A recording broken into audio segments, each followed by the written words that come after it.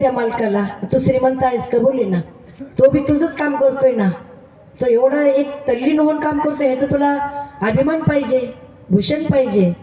पण नाही, म्हणजे अहंकार जो असतो ना, तो काही पण करायला होतो. आणि त्या न्यायाने त्या कुत्र्याने जाऊन कोणाच्या का होईना रूपात जाऊन त्याच्या कर्माची शिक्षा त्याला दिली. कर्म, नशीब, संगत, दुर्जनाची संगत. काय झालं त्या शिंदे महाराजांचं सप्त्याच्या दिवशी ना, आता सांगायला काय हरकत नाही. बरं ठीक आहे, नाही सांगत. नाही नाही सांगत, आता जाऊ द्या. संगतीवर सांगते मी आता. तिथं संगत जर वाईट भेटली तर ढेकणाच्या संगी हिरा तो बंगायला, कुसंगी नाडीला साधू जायचा. आपण नेहमी पाहतो कुसंगती मिळाल्याच्या नंतर माणूस किती वायाला जातो. हिरा असतो, तो हिरा आयरनीवर जर ठेवला ना, घणाने मारला तरी तो हिरा कधीच भंगत नाही, फुटत नाही, त्याचे दोन तुकडे कधीच होत नाही. पण तोच हिरा ढेकणाच्या नुसत्या संगतीत आला, त्याचं पाणी होतं. कुसंगी नाडीला साधू जायचा. आजा मेळा 10 ग्रंथी ब्राह्मण होता. शाही शास्त्र, 4 वेद, शाही शास्त्र, 18 पुराणाचा अभ्यास केलेला आजा मेळा. एक दिवशी असाच स्नान संध्येला चाललेला रस्त्याने, आणि त्या ठिकाणी एक माणूस एका बाईला मारत होता. आता संत महात्म्या असं डोळ्याने पाहून पुढे जाणं उचित समजत नाही, म्हणून त्यांनी त्यांचे ते भांडणं सोडण्याचा प्रयत्न केला. जसजसं भांडणं सोडायला जातो ना आपण, तसं ते भांडणाऱ्या लोकांना जास्तच उत्साह असतो, भांडणं सुटत नाही त्यांची, आणि यांना काय पुढे जाता येत नाही. तेव्हा ते त्या बाईला काय बोलतात, बेटा याचा राग शांत होईपर्यंत तो 2 दिवस माझ्याकडे चल. पुण्य करता झालं पाप म्हणतात ना, त्या न्यायाने. बेटा तू 2 दिवस माझ्याकडे चाल, तोपर्यंत त्याचा राग शांत होईल, मग तू तुझ्या घरी परत ये. आजा मेळाला काही पत्ता नाही, ही कोण आहे ती. आता ही कोण आहे आपल्याला पुढे समजेल. घेऊन आले ते. 4 दिवस झाले, 8 दिवस झाले. 8व्या दिवशी त्या बाईने आजा मेळ्याचा हात पकडला आणि माझ्याशी लग्न कर म्हणे. माझ्याशी लग्न कर म्हटल्याच्या नंतर आजा मेळा चकित झाला. म्हणे मी दशग्रंथी ब्राह्मण आहे, मी वेदाचा अभ्यास केलेला आहे, मी शास्त्राचा अभ्यास केलेला आहे, मी कसं करू शकतो तुझ्याशी लग्न. ती म्हणे असं आहे का, मी ओरडून सांगन. यांनी मला लग्नाचं आमिष दाखवलं आणि मला घरी घेऊन आला. 8 दिवस माझ्यावर अत्याचार केलाय आणि आता लग्नाला कबूल करत नाही. आता आजा मेळा एवढा ब्रह्मसंकटामध्ये पडला. लग्न केलं तरी कलंकित आहेत, नाही केलं तरी कलंकित आहेत. काय करायचं आता. गुपचूप लग्न करणं त्याला एक योग्य वाटलं. लग्न केलं. आजा मेळा श्रीमंत होता, ज्ञानी होता, पंडित होता, दशग्रंथी ब्राह्मण होता, आणि संगत लाभली. ही कोण होती? ही वेश्या होती. वेश्याची संगत लाभली. नाविलाज झाला. काही दिवस निघून गेले. मुलगा झाला त्याला. आता मुलगा झाल्याच्या नंतर तोपर्यंत मुलगा काय 10-5 वर्षाचा होईपर्यंत आजा मेळा फसली. संपत्ती संपली, शरीर संपत्ती संपली. म्हातारा झाला आजा मेळा. आता हिचं काय काम राहिलं तिथं. तिने एक दिवशी सांगितलं, मी चालले, मी आता इथं राहणार नाही, तुझ्यापाशी माझं काहीच काम नाही. संपत्ती संपली, तुझ्या शरीराचा पण म्हणजे म्हातारं झालेलं आहे ते, मी चालली. आजा मेळा एवढा काकुलतेला येऊन विनंती करत होता, आता या वयात मला सोडून जाऊ नको. माझं काय आहे, माझं जाऊ दे, ह्या मुलाचं काय आहे, तुला जायचंच या मुलाला घेऊन जा. ती बोलली, तो मुलगा तुझा आहे, प्रश्न तुझा आहे, तुला काय करायचं तू ठरव. निघून गेली. आता ह्याचं पूर्वकर्म जर पाहायचं म्हटलं ना, आजा मेळा कोण होता पूर्वजन्मामध्ये, आणि ही वेश्या कोण होती. त्याचा एका ठिकाणी असंच वाचायला मिळालं मला.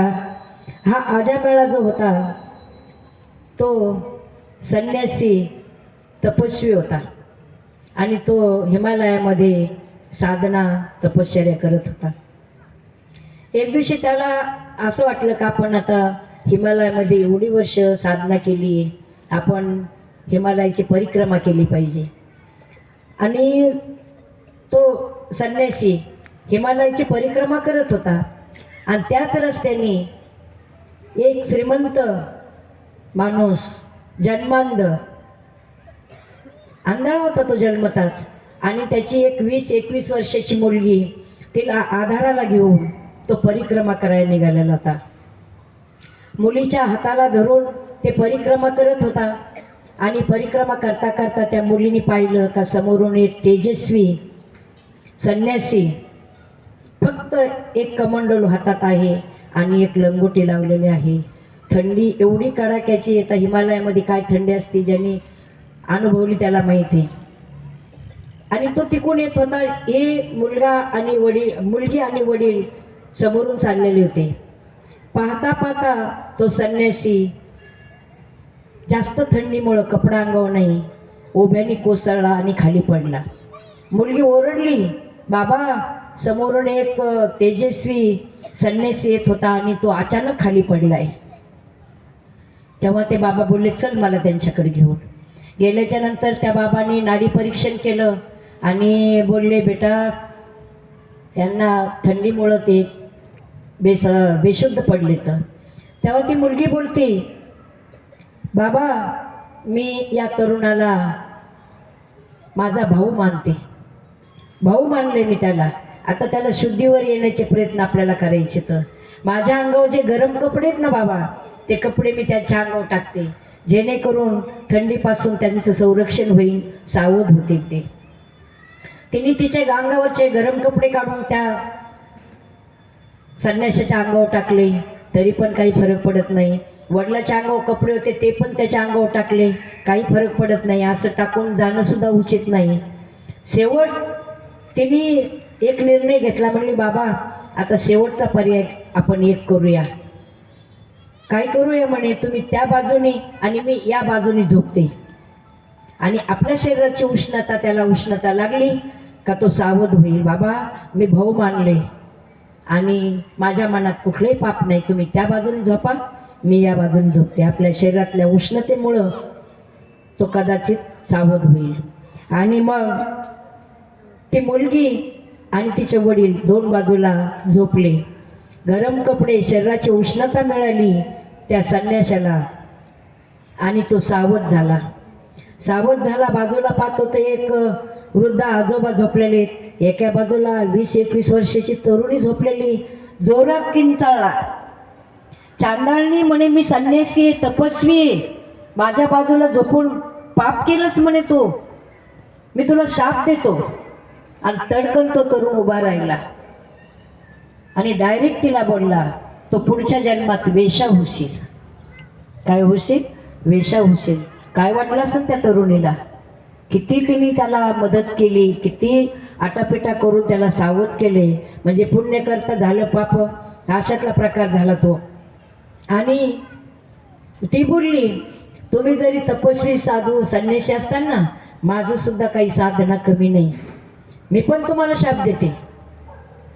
जिला तुम्ही वेश्या म्हणून शाप दिलाय ना, त्याच वेश्येचा तुम्ही पती होता, त्याच वेश्येचा तू पती होशील, आणि त्याच वेळेला तुमचा माझा हिशोब मी पुरा करून घेईन. झाला का हिशोब पुरा? असं कर्म असतं. म्हणून काही वेळेला चांगलं जरी करायला गेलं तर त्याच्यातून वाईट घडतं आणि आपल्या जीवनाला कलाटणी पडते. संताची संगत खूप चांगली असती. तुम्ही संताची संगत करा, ग्रंथाची संगत करा, जेणेकरून तुमचं जीवन सुंदर बनेल. आणि आपण या मनुष्य जन्माला आलो आहोत, त्या मनुष्य जन्माचं सार्थक करायचं असतं आपल्याला.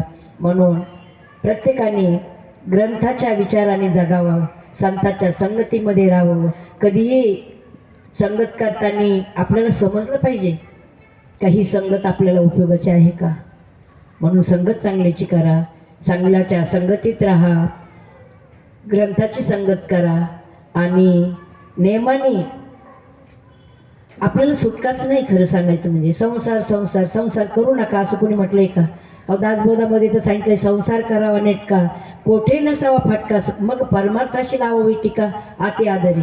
संसार सुंदर करा, ताला सुरात करा, काय कमवायचं तेवढं कमा, कमवू नाही आणि संसार करू नये असं कुठंच म्हटलं नाही. पण संसारी असावे, आसोनी नसावे. असं तुम्ही संसारात राहा, पण संसारात राहून काय करू शकत नाही तू. आपण काय म्हणतो, मला वेळ नाही.